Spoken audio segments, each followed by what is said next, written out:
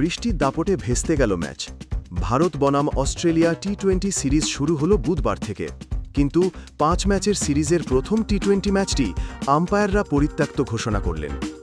ম্যাচটি অনুষ্ঠিত হয় অস্ট্রেলিয়ার ক্যানবেরায়, কিন্তু লাগাতার বৃষ্টিতে ম্যাচটি বাতিল করতে হয়। এদিন টসে জিতে বোলিং নেয় অস্ট্রেলিয়া। একদিনের সিরিজ হারলেও শেষ ম্যাচে দুরন্ত জয় পায় টিম ইন্ডিয়া। তাই টি-20 সিরিজ জিতে পাল্টা জবাব দিতে চাইবেন সূর্যকুমার যাদবরা, এটাই স্বাভাবিক। আর এই রকম মনোভাব নিয়েই ব্যাট করতে নামে টিম ইন্ডিয়া। দলের ওপেনার অভিষেক শর্মা মাত্র 19 রান করে ফিরে গেলেও হাল ধরেন দলের সহ অধিনায়ক শুভমান গিল এবং অধিনায়ক সূর্যকুমার যাদব।